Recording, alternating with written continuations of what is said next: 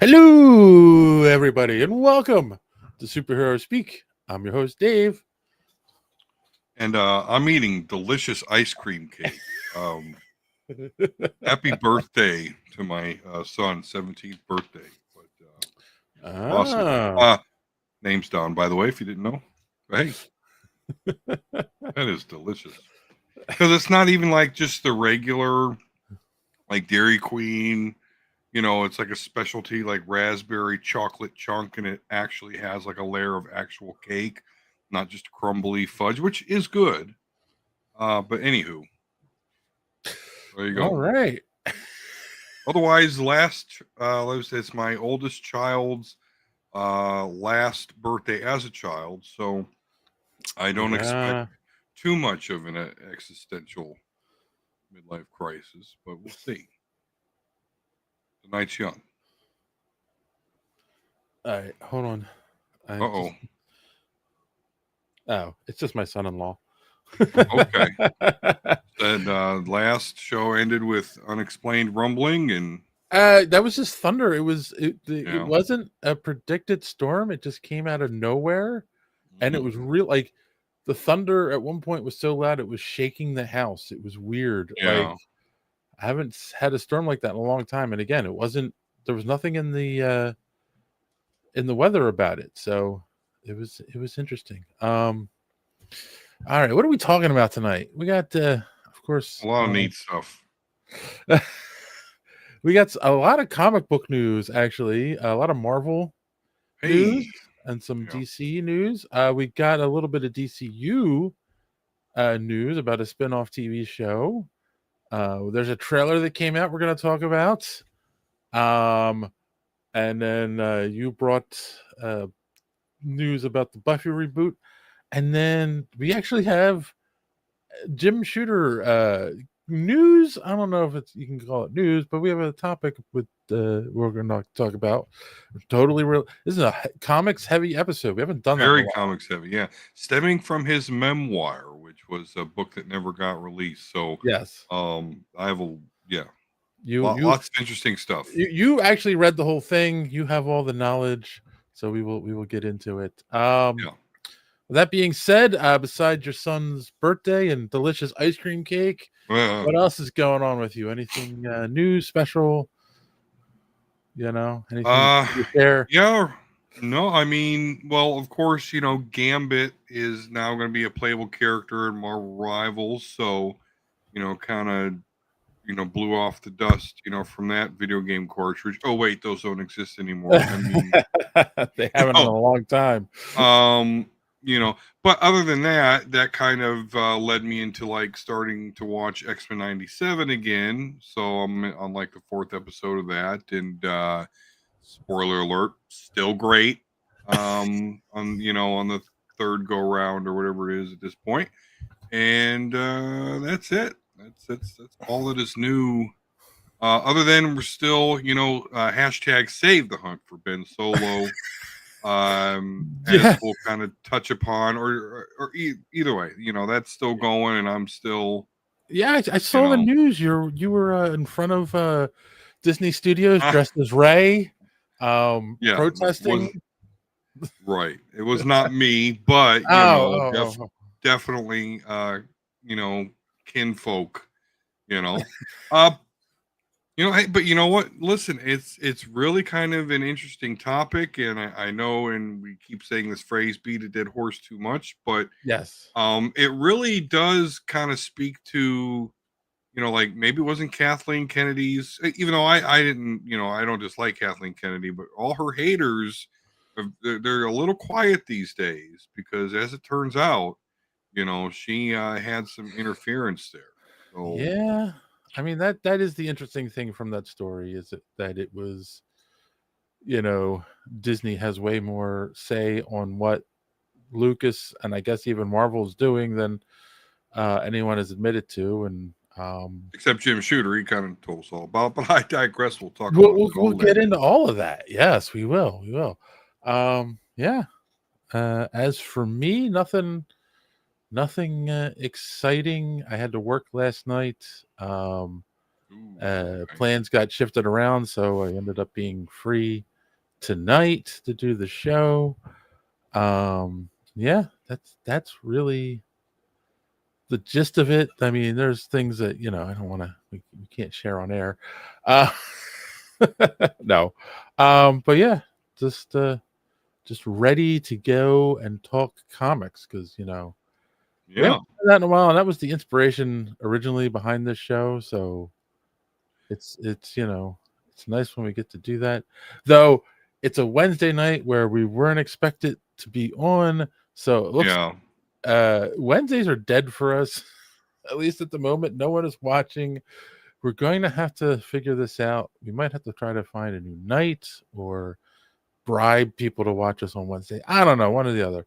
Or just not have a show during the week unless there's some like breaking news that we want to jump on. Yeah, maybe we'll just go to pre-recorded stuff, a couple of videos during the week, and then. But honestly, I'm about to get real freaking busy here until after Christmas. So yeah, that's. Well, then that's probably a good selling point too. And you're not going to get freaking busy with the wife. It's actually working. Right, exactly. So sadly, yeah. So yeah, that's that's all that's going on with me. So let's have our good friend Dark Don come on and tell you where you can find more superhero speak. Darth Don here. You must subscribe to Superhero Speak if you haven't already. And if you have already, make another account and subscribe again. You also will like this video. And while you're on the HoloNet, go to superheroespeak.com. Find the links to our merch and purchase one of our shirts.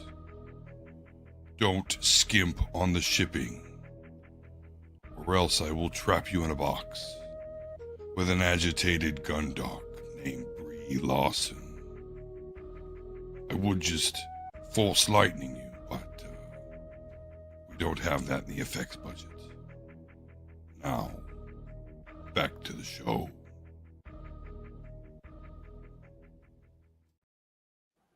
So a couple things. Number one, whenever I use the tool to clip shorts to put out during the week, half the time it tries to clip that. Dark. It's especially the Brie Larson line for some reason. And it's funny. It's funny. We'll have to talk about this maybe on Sunday because there's no time for me to look at it. My son-in-law sends me like funny videos all the time or memes and stuff, all nerd related stuff. The fact the last one that he sent me was we got it all wrong. The Empire is actually the good guys, and it's like the rebels and blah blah. It's it's funny. But this is apparently Steam is coming out with a new console, and it was just revealed. So I'll have to take a look into that, and maybe we'll talk about that on Sunday because yeah, lots of gamers out there. So sometimes.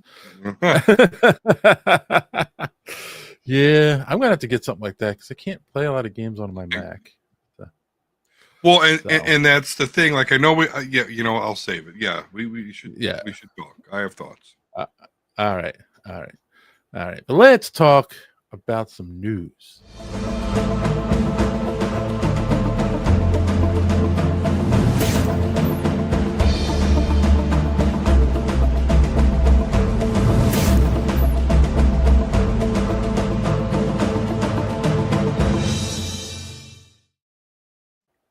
All right. First up,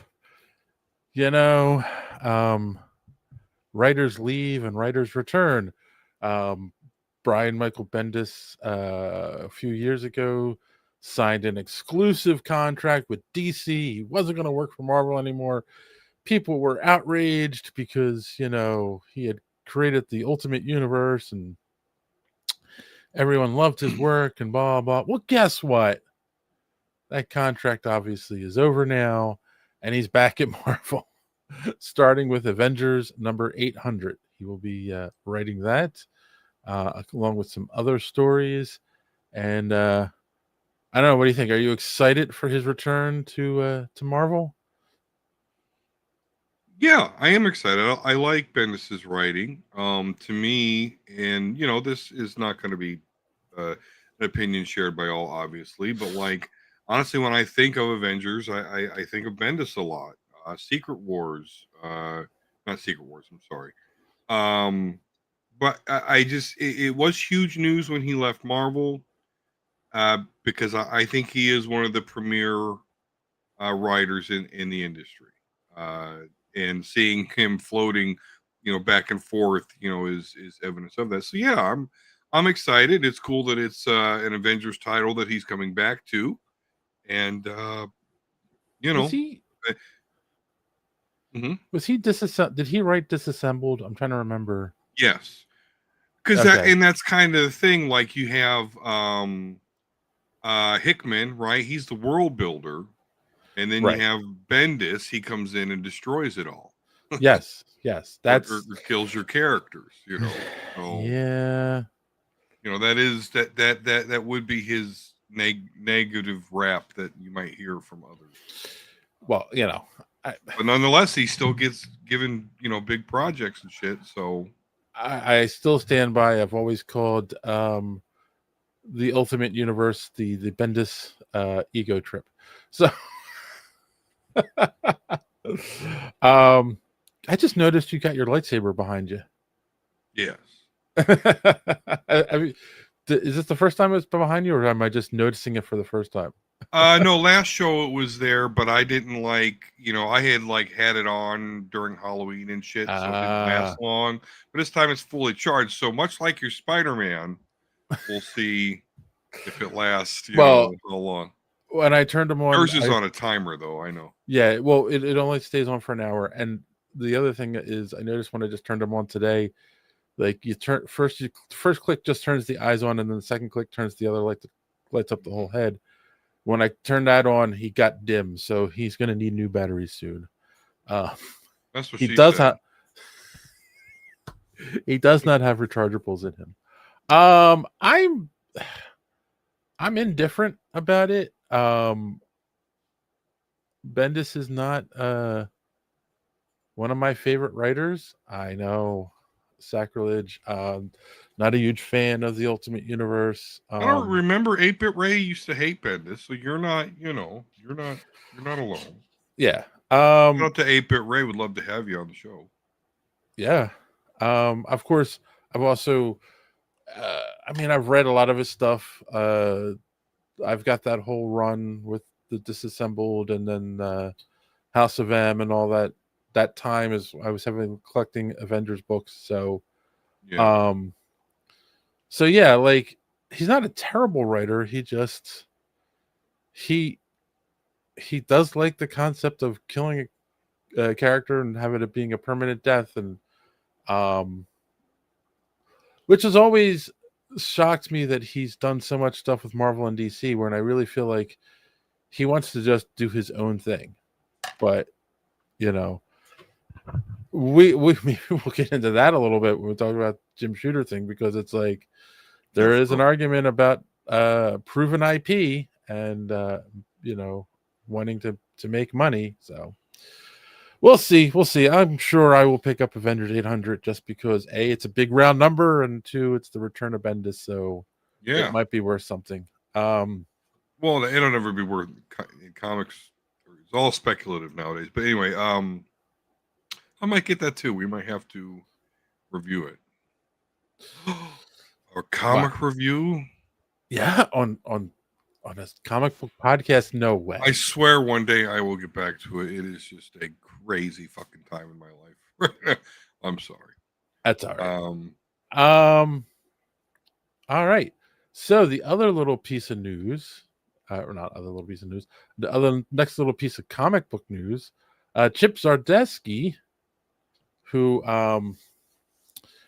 he's been writing I think So you're collecting, right? His Captain America, Yeah, or didn't you? Yeah. yeah. He's been writing Captain America, and I think he did some Ultimate Spider-Man books.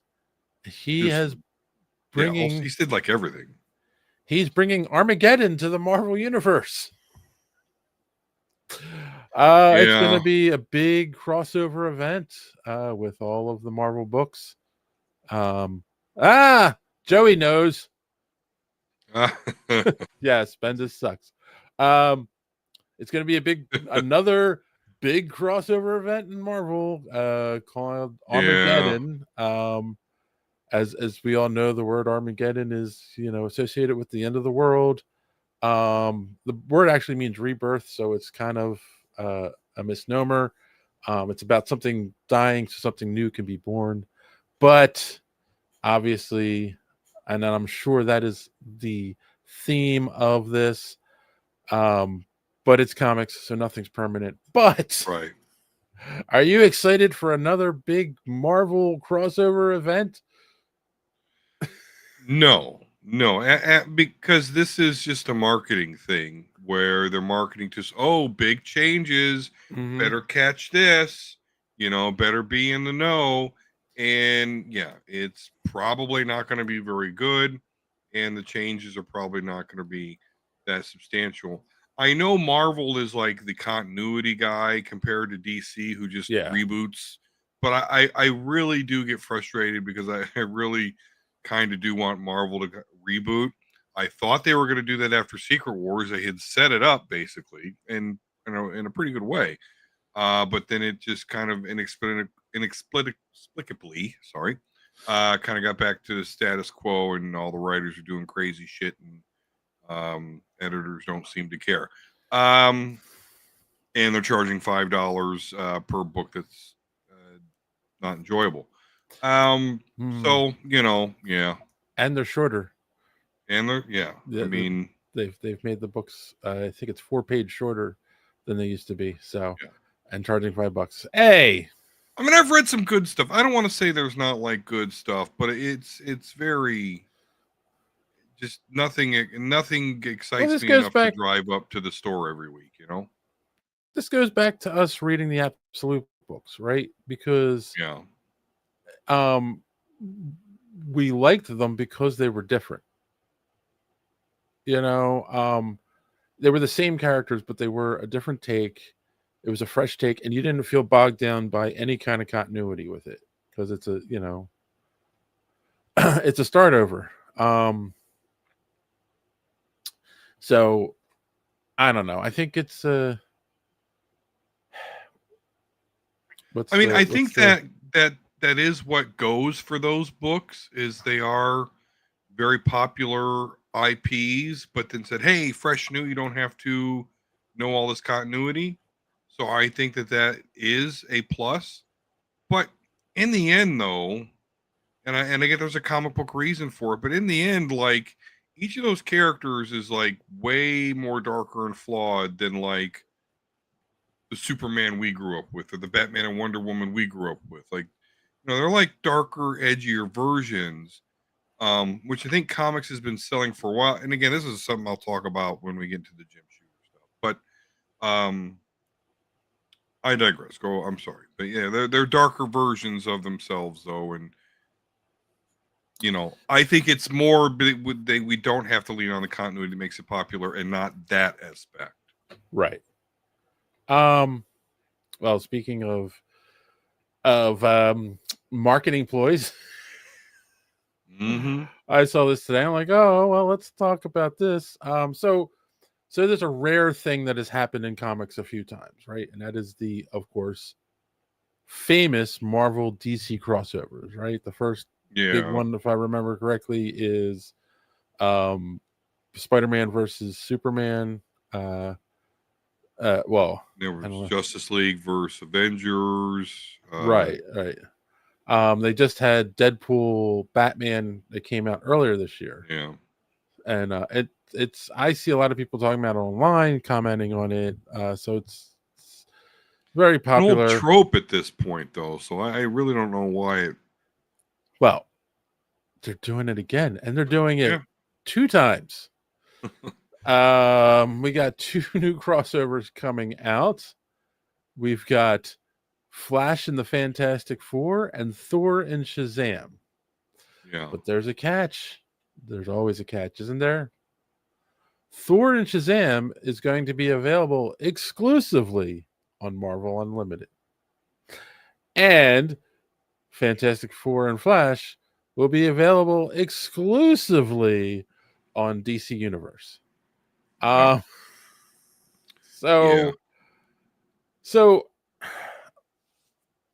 and I want to talk about that too, right? And this is all tying into everything, but they launched these online platforms because they're like, this is the future of comics, and it's not. It hasn't been, right? Like, there are people. I mean, I know plenty of people that have the apps. In fact, I have.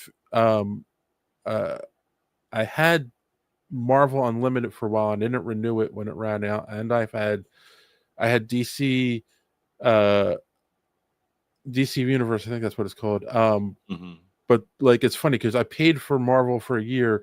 DC I was doing monthly, and I only had it for a couple months, and I got rid of it. And one of the reasons I had gotten it was so that I could read some of the Absolute books. But the thing is like, I know young people like Karen's boys all read comics. They still buy physical books.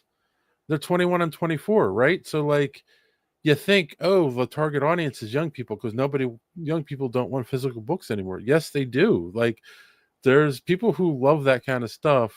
There's a drawback to the vintage, if you want to call it vintage, formats, right? Like, vinyl has made a comeback in a big way because people want to own and hold that physical thing in their hands. Yeah, Gen Z. I just read today that Gen Z is very much into retro shit, like vinyl and physical copies of stuff and magazines and papers and the like. No, comics isn't dying because, and again, we'll talk about this later, because of the medium. Manga proves that wrong. You know, by the big time, big time, and it's in paper all day long. But 2 things in response. At this point, they should just merge the Marvel and DC universes. They do this so much, and they even acknowledge each other's existence in their other books, not just crossover stuff. So we're really going to head there, and so let's just do it. Let's not try and rip us off to buy 2 apps. You know, let's just get the Marvel DC comic app. There you go. So there's that. I know that's a radical suggestion, but at this point, we just might as well do it. What does it matter? Because the characters are what matter anyway. So I digress. They should just all be one at this point.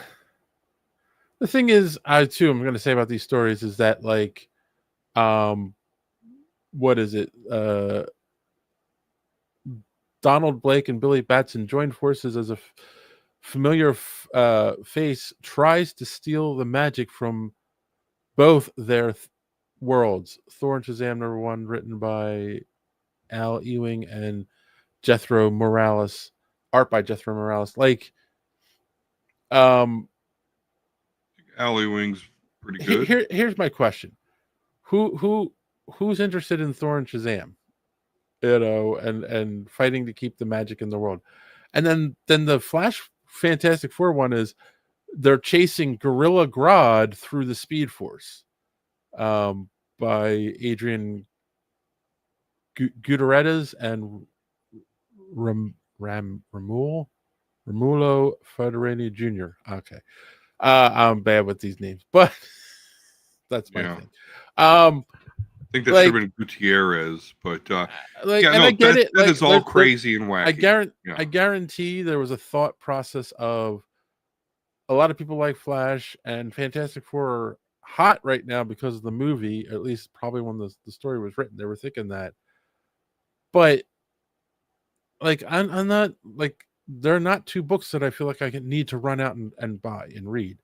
And the idea of obviously doing these is to attract people onto the app to get more subscribers, but they're not strong enough stories, I think, to attract people, like, Not to sell an app, they're not.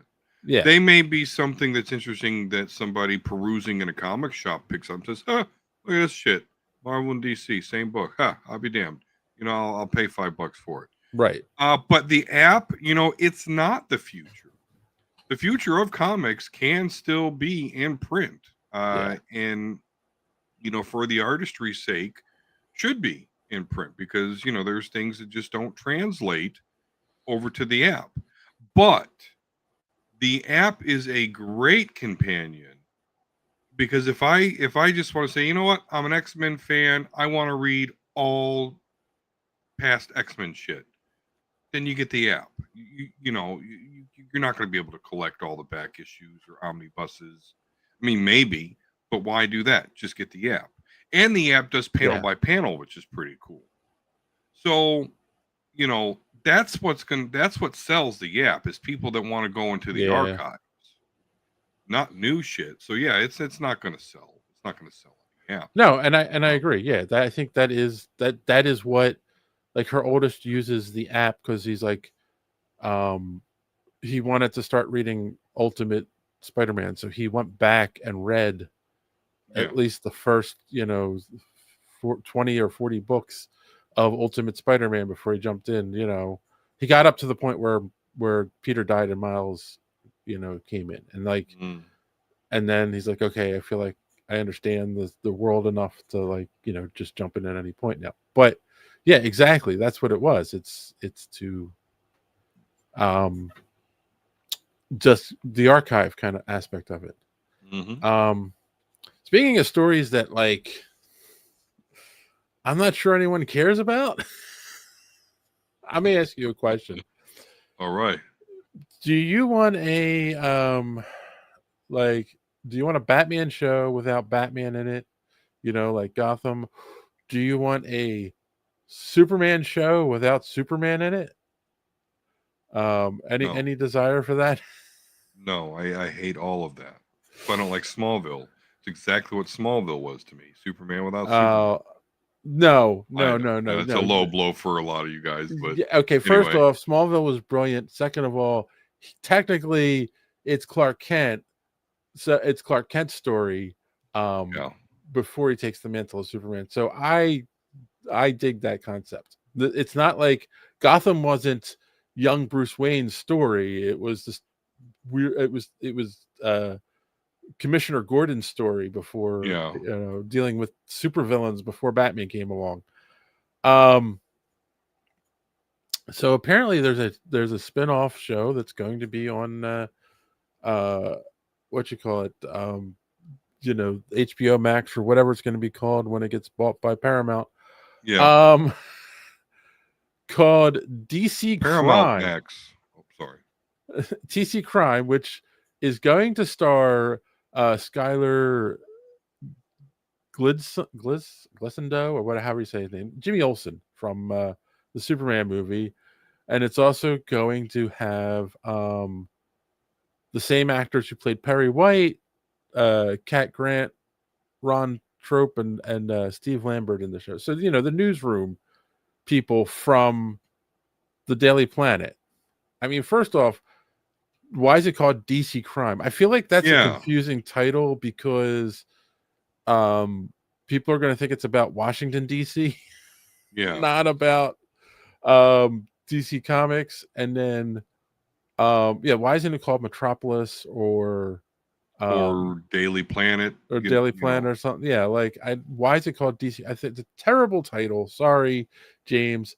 And I don't think, correct me if I'm wrong, I don't think anyone cares about a Jimmy Olsen TV show at this point. No one cares. I mean, don't get me wrong. It's an interesting enough concept. Again, if they changed the name to like Daily Planet, and they did make a show that dealt with Superman adjacent powerless Daily Planet goings on. Put it on HBO Max, but make sure you've got some really compelling shit. Because otherwise, just the fact that we're watching a show about the Daily Planet, I'm not going to care. I wasn't on a superhero podcast, I would never watch it. But if you actually make it good, like some like what was it, Law and Order type shit, and the writing's awesome, you could have something. I mean, they did it with the Penguin.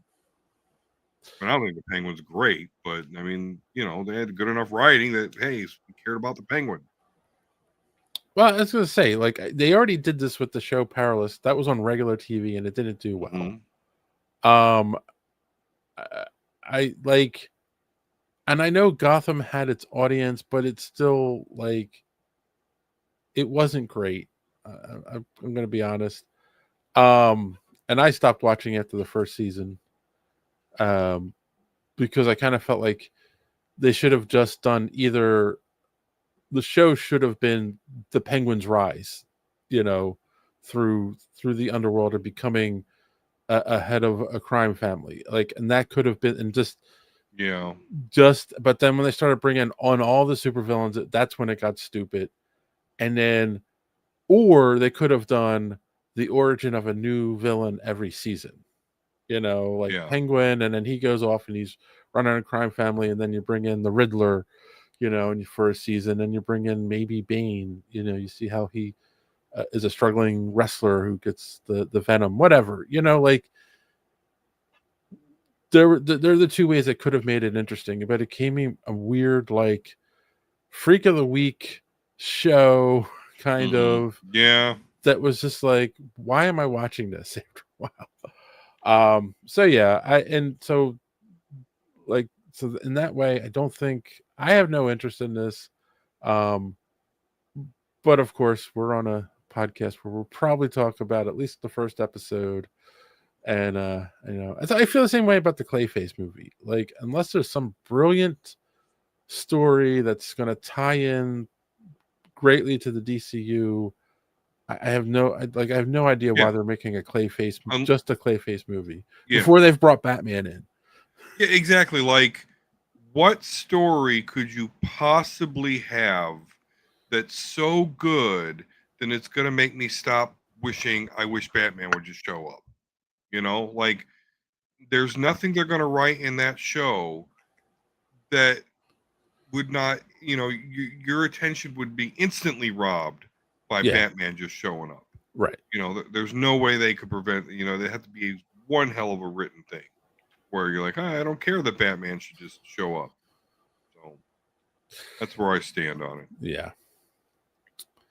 All right. So, hey, let us know in the comments down below. Are you excited for the concept of DC crime and a Superman show without Superman? Like, I mean, take Creature Commandos, for example. Like, you guys talked about it here on the show before I was on full time. But at the end of the day, what was the one thing I remember actually creating buzz out of that show? Batman appeared for 3 seconds. Yeah, I mean, I guess so. Yeah, that's true. I mean, that also was an animated show, which limits, I think, your audience right off the bat. The other, shoot, what was I going to say? Darn it! I had another thought that just went right out of my head. But yeah, no, I agree. Like, it wasn't that memorable, So we'll see. So yeah, let us know in the comments down below. Do you want a Superman show without Superman? Do you think it'll work? I don't, but you let us know if we're wrong. All right, let's move away from comics and DC for a minute, and we're going to talk about the teaser trailer that came out for the anticipated sequel coming out next year, and that is, of course, Super Mario Galaxy the movie, which is returning the adventures of Mario and Luigi, and of course they're tackling, I guess, themes from the Galaxy video game. So before I say what my feelings are, are you excited for this? Did you see the first one, and are you excited to go see the second one? Yeah, I saw the first one. It's good. It's okay. I don't quite understand how it made so much money, but it was quality, and I could see how a lot of people enjoyed it. The thing that catches my attention with this is that this one's going to introduce like another princess. Her name's Rosalina, which is kind of Yeah, funny. That's the character my daughter chooses when we play Mario Party and stuff. She's a character from Mario Galaxy. So Mario yeah. Galaxy, yeah. But more interesting is she's going to be voice acted by one Brie Larson. So Brie Larson, not just a Gundark pet of Dark Dawn, but now going to be Princess Rosalina in the next Mario movie. All right, hot take. The couple of seconds that you see Rosalina in the trailer, she comes off as OP and not, taking down the man and not caring. Very Brie Larson, and the reason a lot of people don't like her. Standard Brie Larson role, right? I know. It's just like, because I didn't know anything about it. You had mentioned it. You had mentioned the article that she's voicing Rosalina. So I did a search to look for information on the movie, and I was like, oh, I didn't realize the teaser trailer had dropped. So I went and watched it, and like, yeah, she's just at the very end of the trailer, and I'm like, oh my god, this has Brie Larson vibes all over it. Regardless of her involvement with this movie, I'm excited. Now I need to be honest, completely honest here. I saw the first one with my granddaughters, and that was the first movie that they ever saw in the theater. Yeah. So it was exciting. They were actually very well behaved, which shocked me and their parents. Which was a lot of fun. And that is a shocking moment, when you take your child and it's their first one where they actually just sit and watch. You're like, okay, all right, yay. Right, yeah. So I always wondered, did I like it more because of the experience? I don't know, but I really did like the first one. I thought it captured the fun of the games without like being too crazy, and it's an animated movie, so they can get away with a lot. Because obviously the history, we all know the Mario Brothers movie from the late 80s, early 90s. Yeah. One of the worst movies ever made. So like the bar was very low when this movie came out. I mean, the only argument, of course, is and John made this when we reviewed the movie. He made this argument that like the voice actor who does the games is still alive. Why didn't they just have him do the voice of Mario for the movie?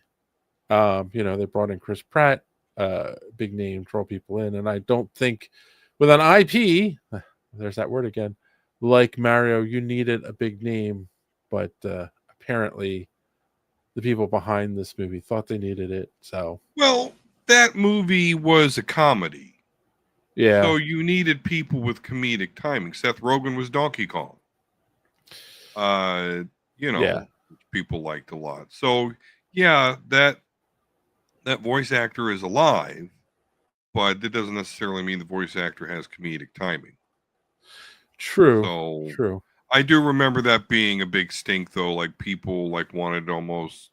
It really survived an attempt at it being canceled because they didn't hire a Italian proper to voice Mario. Right. But yeah, it survived all that. It pretty much brought us back from COVID. It made us, be like, oh shit, okay, people are back going to the theaters again. Well, this is the movie. This is why. This is why they went. And so yeah, I mean, shit. And it succeeded because it was, you look at that first Mario movie and like the only things that translated like directly from the game to that movie were like the bombs. I don't think anything else looked anything remotely like that was in the game. Yeah. New Mario series, it's a direct. I mean, yeah, there's no mistake. It's all authentic. So Yeah. Yeah. So yeah, I remember the big stink was I can't even think of the actor's name who played Luigi in the original movie. Um John Leguizamo. John Leguizamo was made a big deal about like Yeah. He oh, did. that Yeah. they don't have an ethnic actor playing Luigi, who was Charlie Day in the movie. And I don't know Charlie Day's background. I don't know if he's got Italian in him or not, but Yeah. like John Leguizamo is not Italian either. Right. He's Hispanic. So Puerto I don't know Rican. what he was complaining Yeah. about. So yeah. But let's not touch that too much. So you did you watch Skeleton Crew, right? Yeah. Yeah. And the young actress who was like the tough girl, I can't remember the character's name. Yeah, I didn't watch it enough to remember like specific character names. Ryan Kira Armstrong is the actress's name. She's starring in a brand new series that's coming to Hulu next year. And that brand new series is Buffy the Vampire Slayer. It's like the 90s came back with a vengeance. That's right.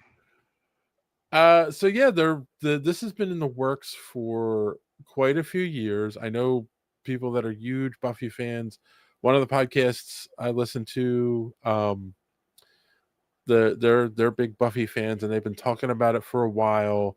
So Sarah Michelle Gellar, who was Buffy on the original series, was in talks with the producers. They're rebooting the series, but it's not a clean reboot. It's actually a continuation from the original series. So she's coming back as like the wise one who trains the Slayers, because if I remember correctly, the show ended, and like because there was a thing where it was like there was only one every generation or something like that Slayer who would come along, and then for some reason at the end of the show there was a bunch of Slayers that were born, right?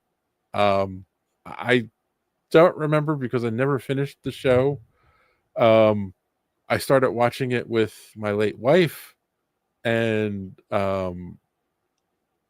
we had gotten away from it for a while, and then she passed away, so I never went back to it. But from everyone I know who's watched the show, that's what they told me, is like that's how the show basically ends. So obviously she's now, because the actress is 15, so she's one of the Slayers, and she's taught by Buffy.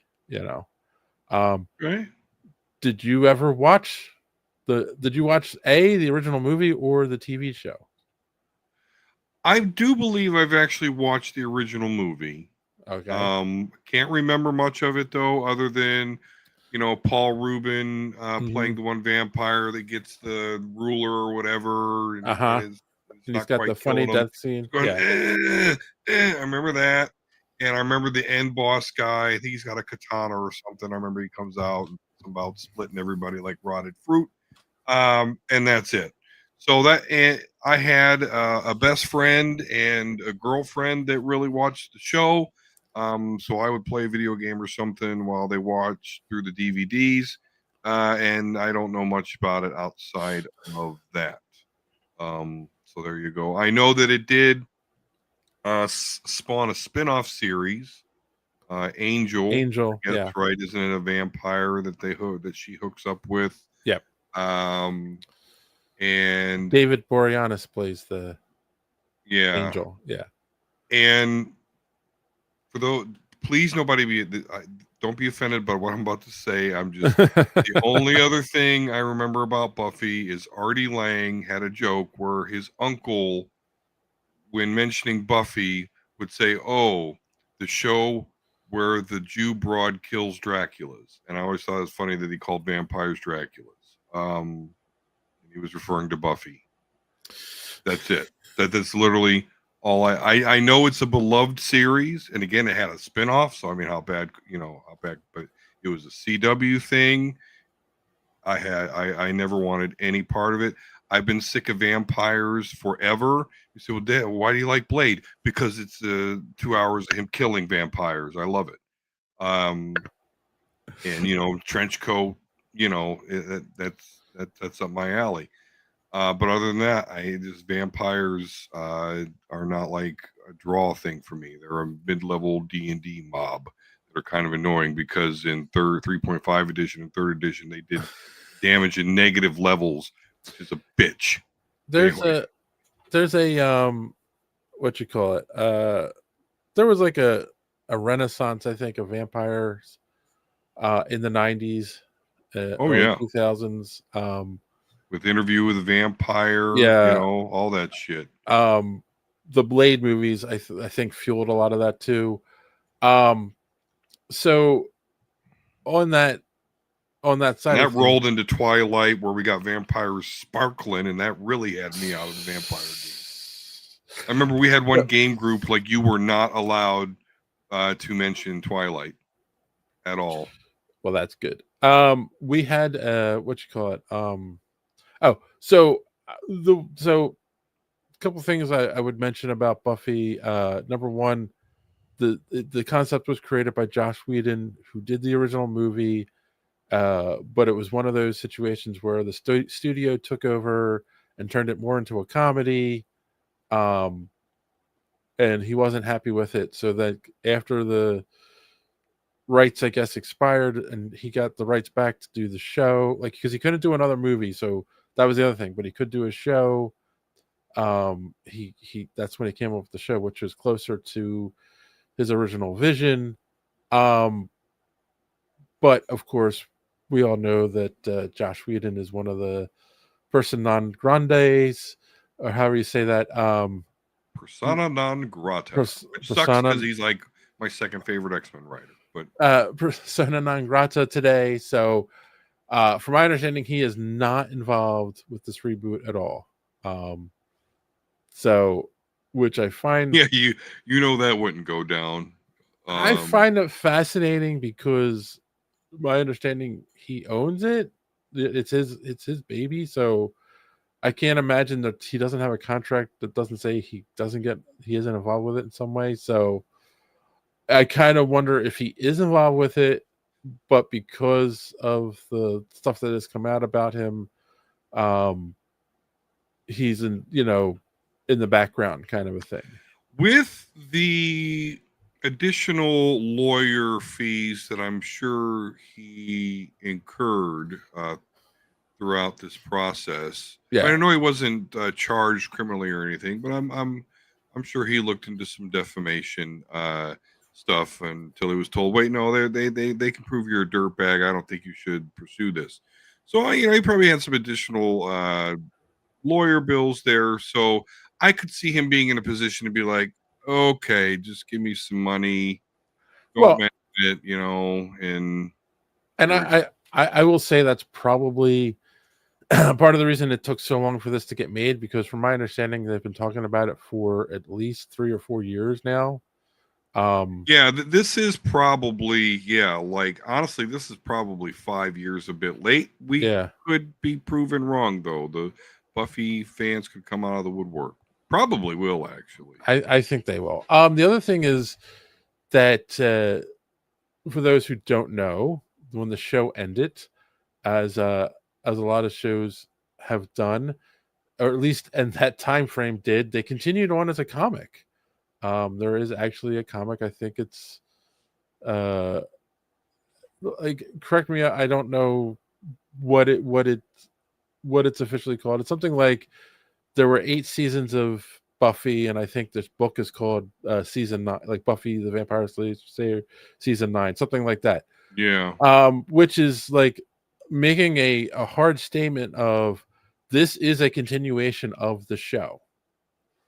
And there's a lot of weird things that happened in the comic that they didn't touch on in the show and whatnot. So I do have a question, and I don't know.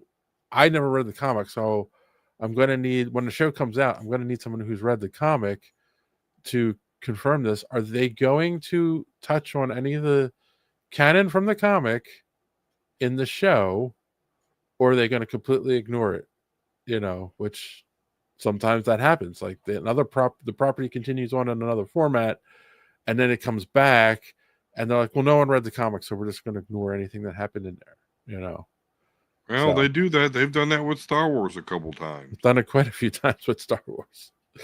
So yeah, I'm curious. So if you've read the comic, let us know down below in the comments, and then if you're planning to watch the show, let us know if you think if they're going to touch on it, or if they do touch on it. All right, we're 51 minutes in, and we haven't gotten to the main topic yet. Yeah, oh boy. But we've touched on it here and there as we're talking, because all this stuff is related. So you brought this to my attention. There was a video, we won't say who the channel was, where they basically, he was going to Jim Shooter. There was supposed to be a memoir that came out. It never got published, but it is on, he has a website, a Substack, jimshooter.com. You can go and read all his writings if you wish. Where basically, so people who don't know, Jim Shooter started writing comics at age 13. He was the editor-in-chief of Marvel Comics for a long time. He was the person responsible for the first Secret Wars, the first major Marvel crossover story that involved all the characters.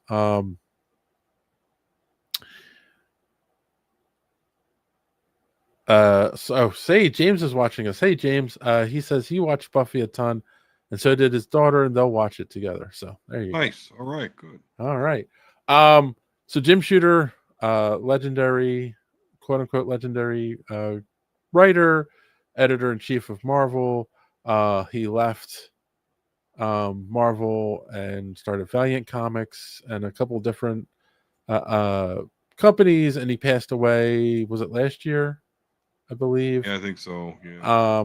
And so touched a lot of things in the comic industry, was in it for a very long time. And in his writings, he talked about what would bring the death of the comic book industry. And you can go into more detail because you actually read his writings. I did not go back and read them. Sure. Yeah. But basically, a lot of the stuff he predicted more or less has come to pass in the last few decades. Am I saying that correctly?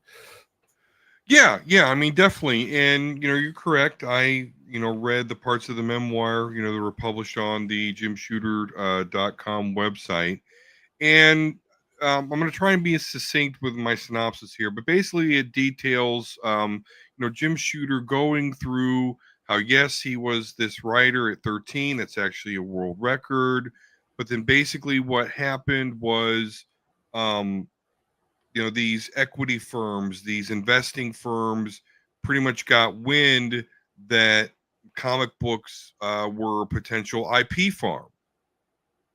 Look where we're at today. Yeah. And so because of that, they outbid and, owned Marvel. And in the article does mainly focus on Marvel because its big point, and I think it's absolutely correct, is that as goes Marvel, so does the rest of the comic book industry. Okay. And so he calls these investor groups, he specifically mentions Ron Perlman, and no, I'm not talking about the guy that in Blade 2 and no, not that Ron Perlman. Right. No, Perlman and he was owned Marvel for a while, but yeah. That because these guys were more interested in marketing tactics and not actually storytelling, and the company, was being sold and resold, like, so they were always under this tremendous pressure to increase their stock price. So Jim Shooter is running Marvel. He's running these writers and artists ragged, which then basically drives all the A-list writers and artists away Yeah. into other mediums. And so one of his Yeah. points is that, so we see this, and I really, I don't want to denigrate any current or past writers that work for Marvel, but his basic point is that these guys are not as good, and the stories are going to suffer.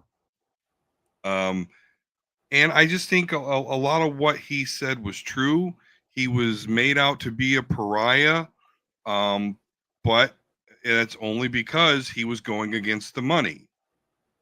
He wanted to focus on the creativity of stories in the comic book genre and not the marketability and IP farming. And so because of that, he tried to buy Marvel.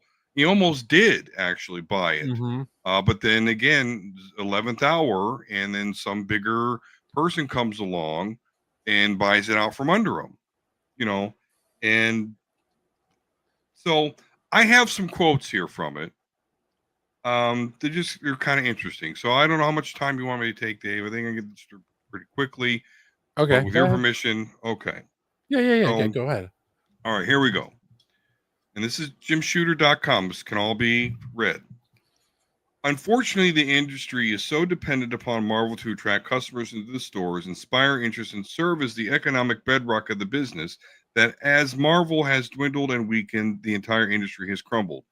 Great inept management and callous disregard are destroying an industry, the lives of people who depend on it, and an art form. Now, mind you, these memoirs were wrote like before the 90s ended, by the way. It's important to keep in mind. In the comic book, supervillains typically cackle, rub their hands gleefully, and boast about their wickedness. Real-world supervillains, however, always claim the moral high ground.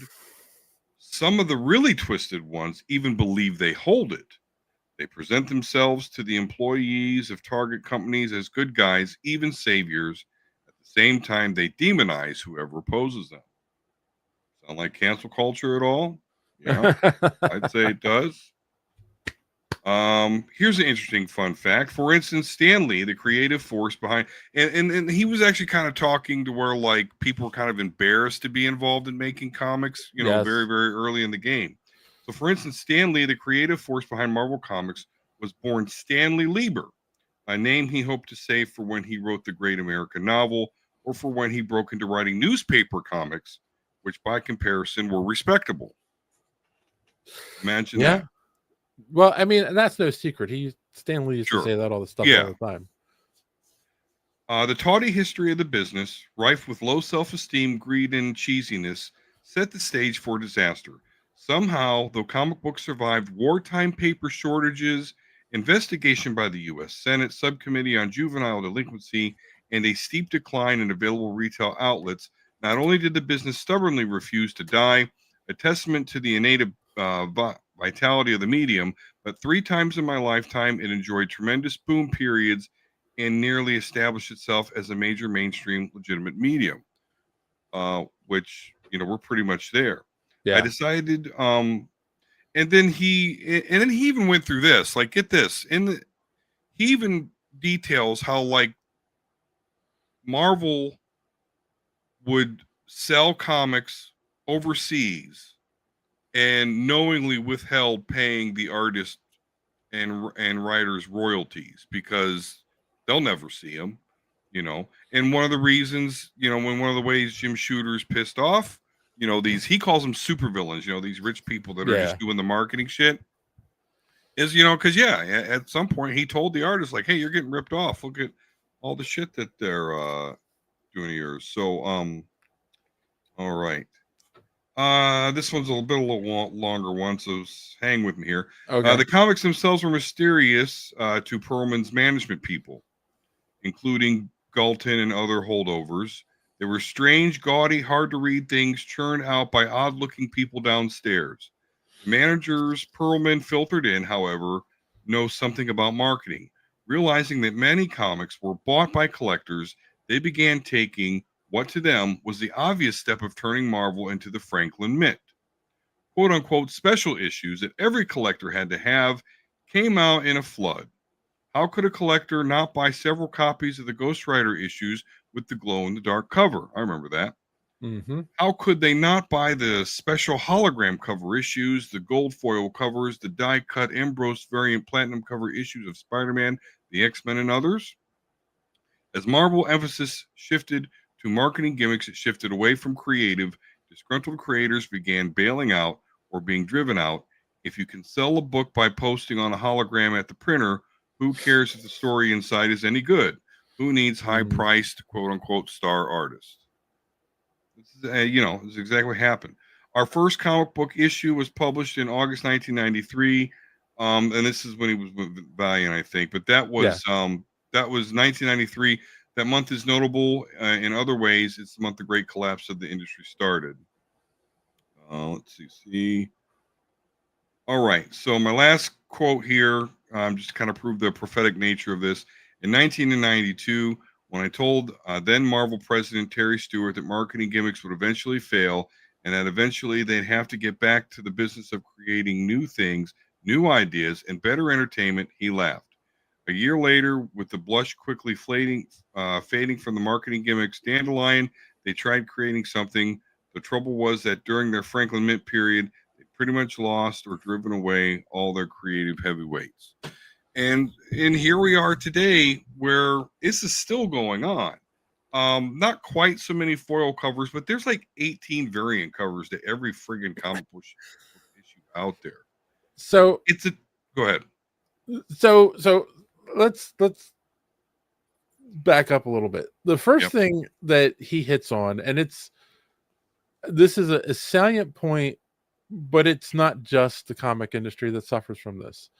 It's the idea that you own a company and you make widgets. You make, and you expand to a certain point, and then it's like, oh, well, I want to expand my company. I want to make it bigger, or I need an influx of cash. So I get investors, and you get these investment companies. They're Wall Street bigwigs with money in their pocket. They're these investment firms. They buy companies to make more money, so you partner with it, and you go, okay, well, thank you for the money.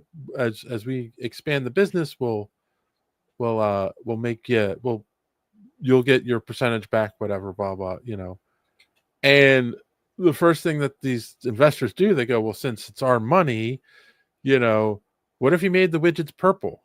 Well, there's no need to make them purple because they're whatever. No, you need to make them purple. You'll sell more if they're purple. You're making them out of steel, but it'd be cheaper if you made them out of plastic, but they won't last if they're made out of plastic. Well, exactly. So people will have to keep buying them. Well, no, they'll just buy them from someone else because ours keep breaking. Nah. We'll save money. Like, this is what investment companies do to every company they buy, because 9 times out of 10, they don't know anything about the business that they're going into, but because they're giving the money, they now have a say in how this company does business. And we now live in a world where these investment companies, I can't remember what the term is called. It's like buying it's not buying the short, but there's a term for it where short selling. No, that's more of a stock thing. But what happens is, and how many times in the last 5 years, at least since the pandemic, have you heard, oh, this company's going out of business, and then all of a sudden, oh, they're out of this company just filed bankruptcy, and then all of a sudden, oh, they're out of bankruptcy, and they're going to come back with a vengeance. and then within a year they're gone. Yeah. It just happened with Rite Aid. It happened with Toys R Us. It happened with a couple different restaurant chains. And why does this happen? Because that these investment companies buy these companies not with the intent of making them successful. They buy them with the intent of they're a failing company. We can sell off parts of the company and then strip it for money, sell off parts, and then we'll make a profit, and then the company will go out of business and we'll be done. You know, another great example was Jo-Ann Fabrics. They declared bankruptcy, and then all of a sudden, like, oh, we're back, we're out of bankruptcy, and then they went out of business. And guess what? Now Michaels, who's like the only craft, them and Hobby Lobby, the only craft stores left, national stores left in the country. Now Michaels is selling, Jo-Ann fabric and Jo-Ann yarn because they had a name brand thing that they were selling at their stores that is now, so that's what it is. The investment company said, well, we're keeping the name and we're now going to sell that name to Michaels, and people will buy it because the name is on there. And we're, so, and like this is, it's like, I feel like that it should be illegal, but it keeps happening. But that's what's happened. That is what happened with the comic industry in the 80s and 90s. We had this fake boom because of the cover war, the cover gimmick. That Jim Shooter talked about in his memoirs. Like, no, a real fan reading the book, he's not going there to say, let me buy 5 covers, 5 copies of X-Men because I want all the covers, or 5 covers of the Spider-Man book. That's the whole thing. It's like they weren't doing it, and that's why it failed. Like, there was a couple doing it. I know I've had friends who like, oh, it's going to be worth money someday. And I'm like, no, it's not. They're printing thousands of these. Like, it's not rare. The reason Superman #1 or Action Comics #1 is valuable is because there's only a handful of them left in the world. So if you want to own it, you've got to pay a lot of money for it. Like, when you're printing thousands of these books, they're not going to be worth money, but people didn't understand that at the time because people are stupid. But once people caught on, I mean, I don't know how many times I've had people say to me, oh man, I got these books. You think they're worth anything? And I start looking at them. They're all books from the 90s and or the early 2000s. I'm like, I'm sorry, dude, these aren't worth anything. Yeah. Are you sure? They're comic books. I'm like, they're not silver or golden age books. Like, they're the ones that are worth money because they're rare. Yeah. I mean, the only other way you could be like, quote unquote, worth something and not rare is if it's the first appearance of a character. Yes. And then you got to pair that with they were just in a good movie or something. That happens. The movies and shit drives the speculation market in comics now. Yeah. That's pretty much the only boost you get. But yeah, I mean, like you said, though, like, oh, we created this widget, now let's create it purple. And we've seen that in the comics.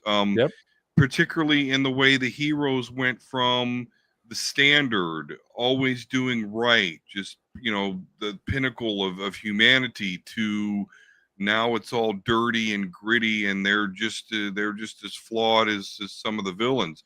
Take my personal favorite, Colossus. He's introduced in the giant size X-Men, and throughout the Claremont years, he's the gentle giant, just wants to paint, doesn't want to fight or hurt anybody, doesn't want to kill even villains. Now look at him now, like, he's super dark. He'll kill people. He's super depressed all the time. He's just one of many characters that are now way darker and way more flawed than what a superhero should be, at least in my opinion. Yeah. So yeah, I mean, I think again, the things that I read off here, this was all written back in the 90s, before Disney bought Marvel.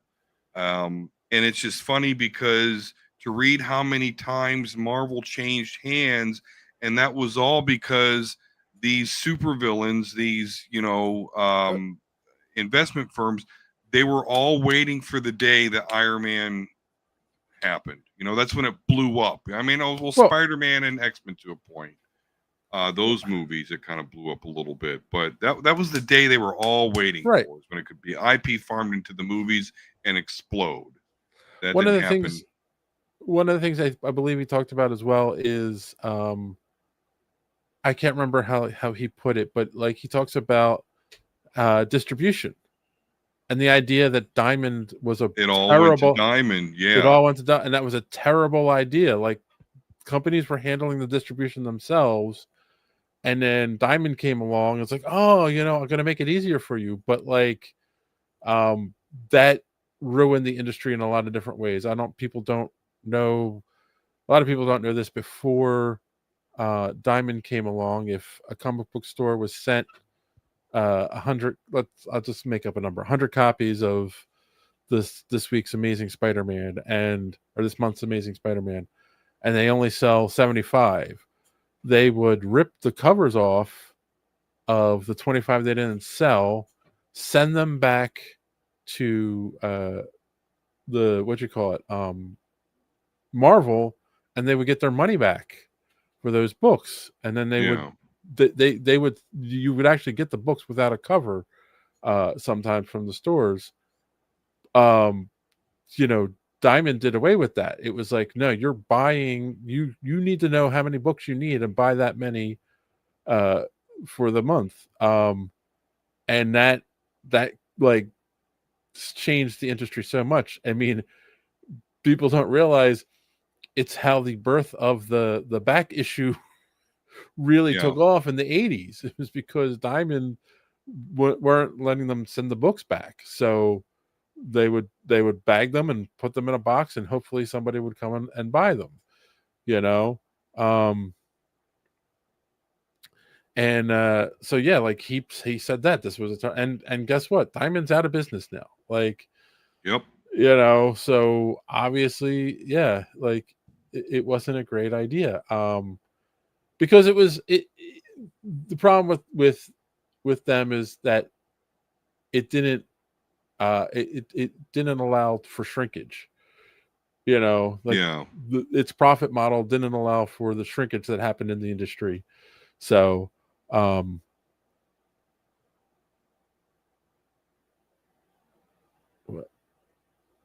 fact that you had to pre-order the correct amount, because I remember that. I remember my mom worked at a Dairy Mart back in the day, and they'd have a comic book rack, and whatever they didn't sell, I can remember her like packing them back up to be sent back. But if you couldn't do that anymore, James is right. That's exactly what killed the grocery store comic book rack. That's pretty much how I was introduced to comics as a kid. Yeah, I would say a lot of us were, drugstores, convenience stores. They all had a rack in it. I've got one of them in the corner of my room. One of the best birthday presents I ever got. But yeah, like it was a spinner rack and it had the books on it. I mean, you still see them in bookstores sometimes, but yeah, like, and it was a simple thing, and yeah, they destroyed it. Diamond destroyed that. So yeah, so like Diamond, the investment companies coming in and saying like, oh, that drew creatives away from the big companies, because it became more like, I'm gonna give another hot take here that some people are going to complain about. I don't care. Image Comics is an example of the aftermath of that, right? So you had, Todd McFarlane, Jim Lee, Eric Larson, like all those guys, right? Our buddy Liefeld. Our buddy Rob Liefeld. Hi, Rob. Who they were creating great art for Marvel, right? And these investors were like, this is selling books. So it got to the point where, Jim Lee famously created that cover for X-Men #1, and there was how many copies, and um uh then you had the Spider-Man book that Todd McFarlane wanted to write. First off, he wanted to bring, this is an important point, and I'll get back to it in a second. He wanted to bring Spawn to Marvel, and they wouldn't let him. And I do feel that's because it wasn't a known IP, so they were avoiding any new characters, right? And they've avoided new characters for a long time. And then when they bring in new characters, they're horrible. But I digress. There's like you can think of 3 good new characters that have been introduced in the last couple decades. But regardless of that, like, they became the stars, right? Because they were drawing the covers that were selling the books, and they got this ego that, like, oh, well, we're talented enough, right? So we're going to go off and create our own comic book company, Image Comics. And Spawn and Savage Dragon are the only 2 books that still exist in that company that from the launch. In fact, none of the people who started the company still work over there, other than Todd and Eric Larson. Yeah, they had a couple other. I mean, Nighthawk and Pitt, I remember, was one that I kind of dug back in the day. But so they had some okay stuff. But yeah, Spawn's really the flagship, and Savage Dragon is still in existence. So, and I think that's just because Eric Larson just won't stop writing the book, which good for him. Keep creating it as long as you want to. Which is the real spirit of comics too, right? Like, he loves comics. He loves this character he created. He has a whole mythology around it, and he's still finds inspiration to get up and write and draw that book every day. So good for him, right? Like, I have nothing against him, but like, this idea that, oh, we're so great and wonderful, and we're not getting what we want from this company, we're just going to go start our own company, which I guarantee Todd is one of the people who drove that because of the whole Spawn thing. So okay, fine, but like, yeah, and there's so many people who sit there and say that, like, there are some good Spawn stories, but like, Tom McFarlane's not the greatest writer in the world. What Jim Lee gave us, what was it? Wildcats, I think, was his book. I don't think anyone really read it. And actually, that is still a thing, though. They recently redid that. Oh, did they? Okay. Yeah. And then of course he now is the head guy over at DC. So it's just like, so yeah, like, that's an important point though, right? Because these guys were like, oh, it's just the cover that just sells the book. In fact, I have heard that from people in the industry to this day. It's the cover that sells the book. And I think that's true to a point, but if you buy the book and it's terrible, you're not going to buy. If it's not a standalone story, you're not going to buy the follow up. And like, I don't know how true this is today, but I mean, how many times as a kid were you in a comic book shop and you picked up a book because, oh, that's a cool cover, and your friend's standing next to you, your brother or whatever, and they go, oh, I read that one, it's not good, and you put it down.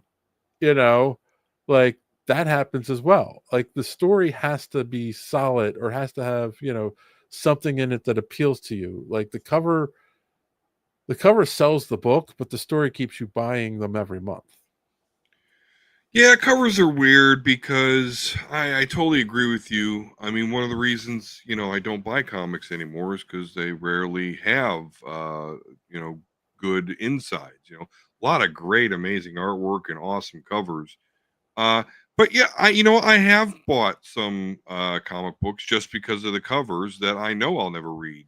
Yeah. For example, I have an Iron Man, and the reason I bought this Iron Man comic is because they thought it would be funny to put Colossus on the cover.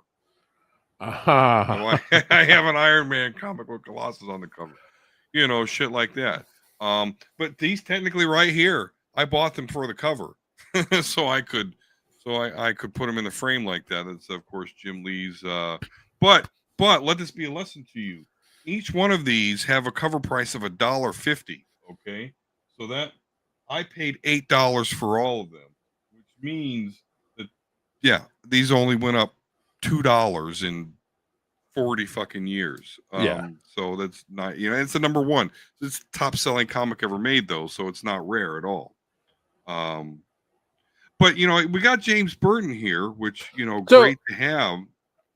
Right. I was actually go ahead. Say what you're going to say, because I think we might make the same point. Well, I think really that reading this memoir really made me realize how we are where we are in the industry, and that I am really thankful for things like the Ballad of Nod. Right, exactly. No, the Ballad of Nod, where they're doing it on their own through the Kickstarter things and stuff like that. Like, it really goes to show you that that's where you could go to get some like good original shit that's not hyper marketed. So that's what I was going to say. Jim Shooter wrote a lot of this stuff in the mindset of this is going to be the end of the comic book industry, like all of this stuff. Yeah. And the truth be told, it'll be the eventual end of the big two.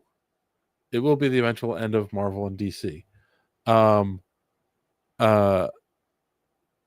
But there will always be a comic book industry, because there will always be people like James.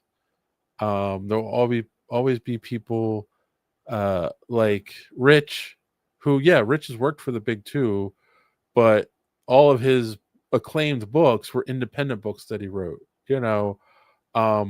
so like people that we know and love and have a relationship with that are independent creators are always going to create books because they love the medium, they love storytelling, and they're going to keep doing it. Even if Marvel and DC go out of business, it's not like, there will still be, these guys out there writing their books, putting on a Kickstarter, and there will always be fans that are going to go, oh, let's put a convention together. Like, we might not have Marvel and DC anymore, but let's, and the thing is, and this has been thrown around many times. We've talked about this on the podcast many times, is that, and it's a question, and it's an important question. If Marvel and DC stopped making comics tomorrow, do the characters go away, or do they just exist going forward in cartoons and movies and TV shows? I think for a while they exist in that medium, and then maybe the frequency of stuff coming out lessens, but because the other argument that's been made on this show is that maybe the monthly continual stories just needs to go away, right? Mm-hmm. Just become do like people like James or whatever, come up with a story, you put it out. Maybe it's one book, maybe it's over 4 issues. You write it, you put it together, you put it out, and then if you don't have another idea for 3 months, there are no books until another story comes out. Actual books have been that way forever. Like, Stephen King does not write a new book every month or every year to keep people interested in his books. And that's the thing. And I think George R.R. Martin has a tremendous following. People are infinitely interested in books, and he still hasn't finished. Write shit. So like any famous book series that you love, that you've read all of them, they didn't come out boom, boom, boom, boom. They come out like some Yeah. George R.R. Martin is a great example of like years in between his books, and he might never even finish Game of Thrones. Who knows? But we're gonna get several Game of Thrones spin-off series on HBO Max. So yeah, because he made his money. He doesn't care. So that's the point. Like comics, Jim Shooter, unfortunately, I think got very bitter about the industry with everything that happened and wrote a lot of this stuff. And the video that you sent me, the guy who is commenting on it is also very bitter about the yes, industry and very currently, much. and where Yeah, it because currently is. he expounded on parts and he kind of stretched, in my opinion. Yeah, he started talking about some of the modern stuff that Marvel's released. That I mean, yes, some of it is garbage. They're trying to they think they're writing something that's going to appeal to the not the millennials, the Gen Zs, and it flopped big time But because they're not actually, because it's done as a marketing idea, not right, as a who's got a really good idea. They went, here are the demographics we want to hit, here are what the points we think we need in the book, write this. James actually did make an excellent point. One of the reasons Todd left is an editor tried to tell him what to draw.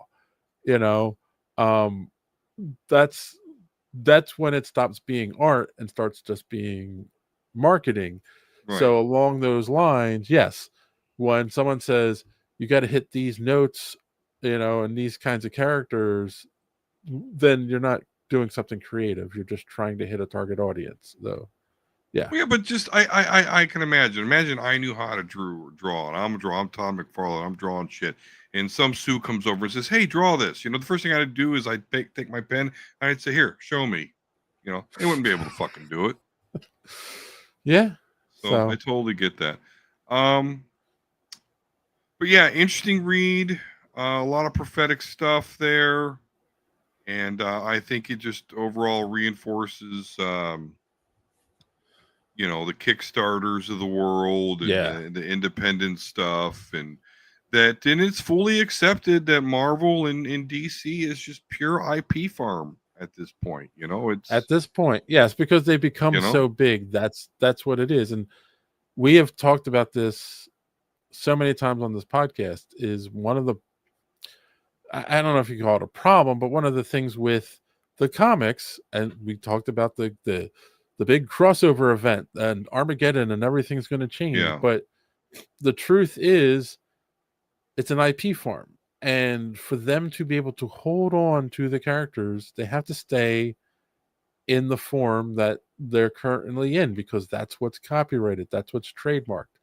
So at the end of the day, Peter Parker will always be, the kid from Queens who got bit by a radioactive spider and lives with his aunt. And at the end of the day, Tony Stark is going to be a billionaire who got shrapnel in his heart and created a suit of armor to protect himself. Like, they're always going to revert back to their IP. So they can have an event, that big crossover event where everything changes, but they will always revert back to their original forms in the comics, because that's how they keep the IP. And so at the end of the day, it's never going to change. But I'm going to ask you, who are watching this, 2 questions. Let us know in the comments down below if you're watching this after the fact. And that is, what do you think the future of comic books are? Are the big 2 going to just go away and we'll just be left with independence? Are they going to change at some point and keep it going? Or do you think this is all going to implode eventually and it'll be gone? Let us know what you think and what you're reading now, we can talk about that. But here we are at that point of the podcast that we ask this question every time we get together. What do we learn on the show tonight? So tell me, Don, what did you learn, or do you have recommendations, or both? I learned today on the show that Joey DiCarlo from That So Wizard podcast thinks that Bendis sucks. I learned that Oh. Joey's a very smart man. But anyway, go ahead. Yeah. Yeah, you know, I'm a power porn guy, so the destructive universe ending powers of Bendis, you know, I'm a sucker for it. Outside of that, what do I recommend? That you go watch X-Men 97 again. Because it's a good time. Good time. All right. I learned that our good friend James Burton has nothing better to do on a Wednesday. Will be an afternoon for him because he's on the West Coast. Than to bum with us here on the internets. But should go check out his Kickstarter. Search for Ballad of Nod over on Kickstarter and support the man because he wrote an amazing book that made me cry, the bastard. You beast. Yes. Also, I will recommend. It's not out yet, but I'm a huge Rowan Atkinson fan. If you don't know who Rowan Atkinson is, Mr. Bean, his most famous role. If you don't know who Mr. Bean is, I feel sorry for you. But I love all of the stuff he's done. Black Adder. If you've ever seen his early stuff, he's amazing. Funny man. Has a new miniseries coming out on Netflix called Man vs. Baby. It's a holiday thing. It comes out in December. It's a four episode miniseries. It looks funny, so I will be checking it out, and I highly recommend that you do the same. Yeah, I don't even know. I'm assuming it's going to be good because it's Rowan Atkinson and he's brilliant. So we shall see. All right. Well, on that crazy note, boys and girls, thanks for watching, and we'll see you next time. Don't let your cape caught in the door. If you haven't done so yet, subscribe. It really keeps this podcast alive. Smash the like button if you please. It gives us what we need. Maybe leave a comment or two. It's a really nice thing to do. And what are you waiting